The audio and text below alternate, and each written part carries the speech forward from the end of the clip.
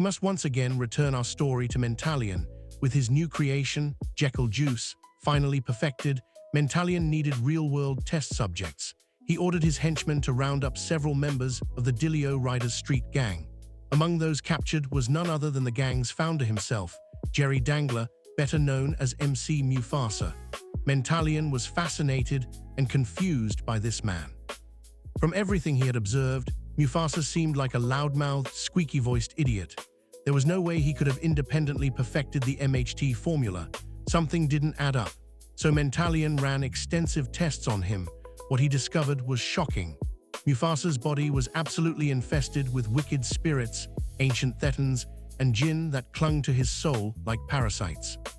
Of course it was that unholy god Yahweh's involvement somehow. After deeper analysis, Mentalion traced their origin to a secretive offshoot of Scientology known as the Tomorrow Society, a hidden cabal of the world's brightest and most dangerous minds. At the center of this group was their leader, Dr. James Power, a brilliant scientist and occultist whose intellect nearly rivaled Mentalion's own. Intrigued by their shared connection to Kolob, Mentalion arranged a secret meeting. He arrived with only the hard little general at his side. They entered a dimly lit chamber where Dr. Power sat at a large round table, surrounded by his elite council.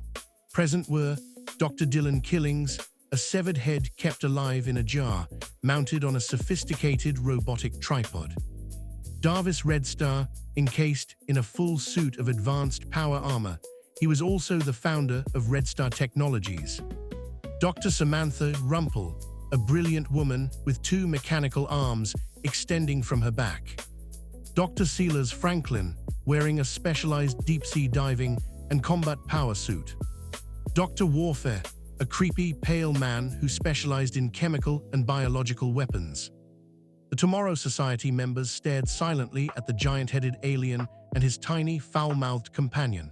Mentalion explained everything, the true nature of MHT, how he had reverse-engineered it into Jekyll Juice, and the chaotic mutations it could create.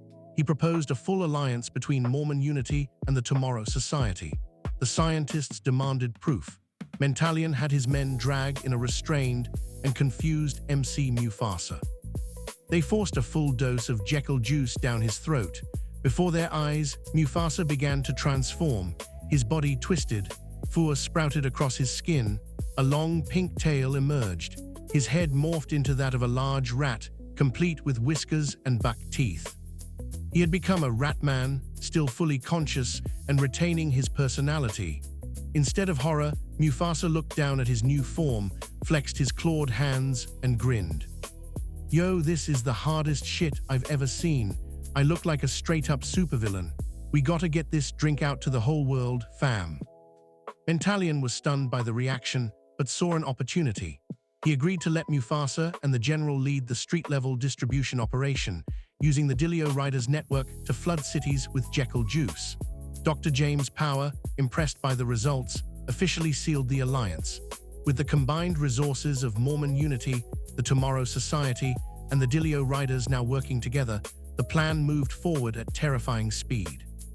Jekyll Juice began spreading through underground clubs, street dealers, schools, and online markets.